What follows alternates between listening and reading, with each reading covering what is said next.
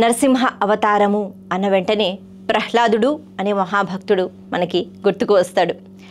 ఏం నిరూపణ చేస్తున్నారు నరసింహ స్వామి ఈ రూపంలో అంటే కేవలం హిరణ్యకశిపుణ్ణి చంపాలి అంటే స్వామివారు ఒక విభిన్నమైన రూపాన్ని, ఎందుకు అంటే హిరణ్యకశిపుడు అడిగిన వరాలు అటువంటివి. భూమి మీద చావకూడదు, ఆకాశంలో చావకూడదు, అలాగే దేవతల వల్ల చావకూడదు, మనుషుల వల్ల చావకూడదు, మృగాల వల్ల, యక్షుల వల్ల, కిన్నెరల వల్ల, కింపురుషుల వల్ల, ఇలా లెక్కలోకి చూసుకుంటే ఎవరి వల్ల చావకూడదు. అలాగే పగలు చావకూడదు, రాత్రి చావకూడదు, ఇంటిలో చావకూడదు, బయట చావకూడదు, ఇలా రకరకాలుగా ఏ ఆయుధంతో కూడా నాకు చావు ఉండకూడదు అనేటట్టుగా కోరుకున్నప్పుడు అప్పుడు భగవంతుడు తథాస్తు అని అంటాడు. కానీ ఆ భిన్నత్వంతో ఏ రూపంలో రావాలో భగవంతుడికే తెలుసు.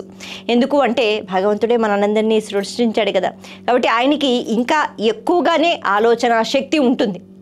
అయితే ఇది మర్చిపోయి హిరణ్యకశిపుడు మాత్రము చాలా భిన్నంగా నేను వరాలు కోరాను అంటే ఈ రకంగా కోరిన తర్వాత ఏ ఆయుధం వల్ల, అసలు సృష్టిలో ఏ జీవి వల్ల కూడా నాకు చావు ఉండదు అని అనుకున్నాడు. అలా అనుకున్న తర్వాత ఇక చెలరేగిపోతున్నాడు. అటువంటి సమయంలో ధర్మాన్ని పూర్తిగా విడిచిపెట్టేశాడు. మనకి భగవంతుడు బోల్డని శక్తులు ఇస్తాడు. అయితే ఆ శక్తులు పొందిన తర్వాత వాటితో ఆనందంగా ఉంటే పర్వాలేదు, కానీ అవతల వాళ్ళ బాధని మన ఆనందంగా చేసుకున్నప్పుడు, రాక్షసత్వం అన్నది చూపించినప్పుడు మన దగ్గర ఉన్న శక్తులు ఎందుకు పనికి రాకుండా పోతాయి. అలా నరసింహస్వామి స్వరూపంగా వచ్చి ఈ హిరణ్యకశిపుణ్ణి చంపటము అన్నది నరసింహ అవతారంలో కనిపిస్తుంది. కానీ దీనికన్నా మించి ఒక రహస్యం ఈ అవతారంలో దాగి ఉంది. అదేంటి అంటే నమ్మకంతో, భక్తితో ఎప్పుడైతే భక్తుడు పిలుస్తాడో భగవంతుడు ఖచ్చితంగా వచ్చి పక్కన కూర్చుంటాడు అన్నదానికి ఇంతకన్నా నిదర్శనం ఇంకొకటి ఉండదు అనే చెప్పుకోవాలి. హిరణ్యకశిపుడు తన కుమారుడు అయిన ప్రహ్లాదుడికి చాలా చెప్తాడు. ఎందుకంటే ఆ రాజ్యంలో హరి అనే నామం వినిపించడానికి లేదు. హిరణ్యాక్షుని యొక్క సోదరుడు హిరణ్యకశిపుడు. ఎప్పుడైతే హిరణ్యాక్షుడిని శ్రీ మహావిష్ణువు చంపాడు అన్న విషయం తెలుసుకుంటాడో ఈ విష్ణువుని నేను ఎలాగైనా చంపాలి అనుకుంటాడు. అందుకే కదా ఘోర తపస్సు చేసి బోల్డని వరాలు పొందుతాడు. ఇప్పుడు విష్ణు ద్వేషి. ఆ రాజ్యంలో ఎక్కడా హరినామస్మరణ జరగకూడదు, ఎక్కడా భగవంతుడిని స్మరించుకోకూడదు, ఎక్కడ అంటే రాక్షసత్వం కానిది ఇంకొకటి ఉండకూడదు. అందరూ రాక్షసులే అక్కడ, కానీ రాక్షసత్వంతోనే ప్రవర్తించాలి. ఇటువంటి సమయంలో లీలావతి అంటే తన భార్య, ఆ భార్య గర్భం దాల్చినప్పుడు ఈ హిరణ్యకశిపుడు ఆ తరువాత ఆయన తపస్సుకు వెళ్తాడు. కాబట్టి ఈ భార్య కడుపులో పెరుగుతున్న ఈ పిండం ఇంకా బయటికి వస్తే ఇంత భయంకరమైన రాక్షసుడు కుమారుడు కాబట్టి ఇంకా భయంకరంగా ఉంటాడు అని ఇంద్రుడు వెంట పడుతున్నట్ట ఆ గర్భంలో ఉన్న శిశువుని చంపటానికి.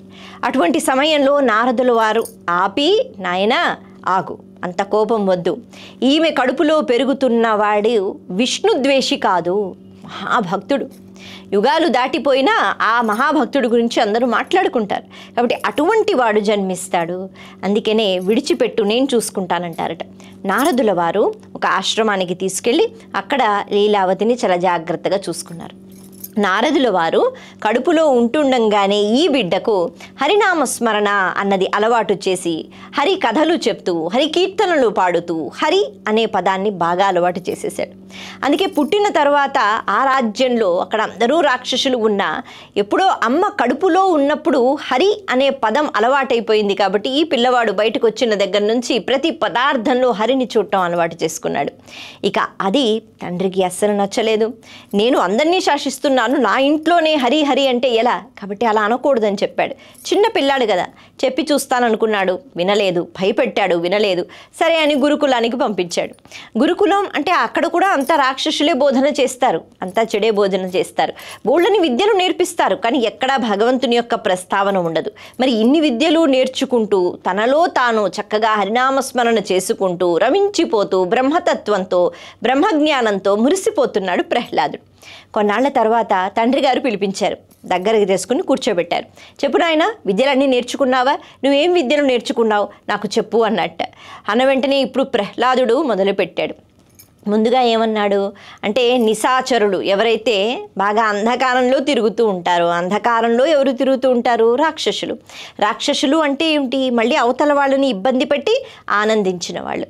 మరి అటువంటి ఈ రాక్షసులకే అంటే ఉత్తమ స్థానంలో వాళ్ళకి రాజుగా ఉన్న ఒక వ్యక్తి అని సంబోధన చేశాట.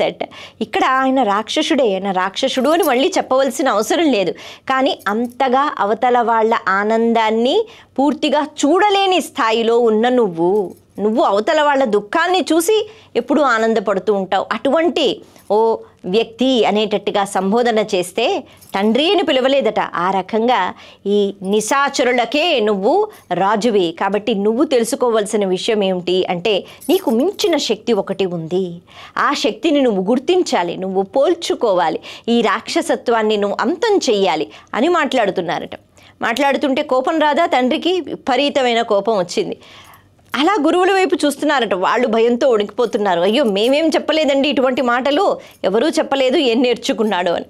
మొత్తానికి అసలు ఏం చూసుకుని, ఏం బలం చూసుకుని ఇలా విర్రవేగిపోతున్నావు అంటే ఏ బలం నీలో ఉందో, ఏ బలం నాలో ఉందో, ఏ బలం ప్రకృతిని నడిపిస్తోందో, ఏ బలం అంతటా ఉందో అదే బలం నారాయణ బలం. మరి నీలో ఉన్నది అదే బలం, నువ్వెందుకు పోల్చుకోవట్లేదు తండ్రి అని మళ్ళీ మళ్ళీ అడుగుతూ ఉంటే చంపడానికి చాలా సాధనలు అన్నవి అంటే మనకి వింటూ ఉంటాం కదా. కొండ మించి తోసేశాడు, శూలాలతో పొడిచాడు. కానీ ప్రతి పదార్థంలో శూలంలో నారాయణుడు, పొడిచిన వాళ్ళలో నారాయణుడు, కొంటపైన నారాయణుడు, కిందకి పడిపోతే నారాయణుడు, ఇలా అంతటా నారాయణుని చూసిన ప్రహ్లాదుడికి ఎటువంటి హాని జరగలేదు. ఆయుధాలతో చావడు కాబట్టి గోర్లతో కింద మీద అని కాకుండా తన తొడలపైన పొద్దున్న రాత్రి అని కాకుండా అసుర సంధ్యా వేళ అలా సంహారం చేసి రాక్షసత్వాన్ని అంతం చేసి భక్తికి మించిన శక్తి ఏదీ ఉండదు అని నిరూపణ చేస్తారు నరసింహ అవతారంలో.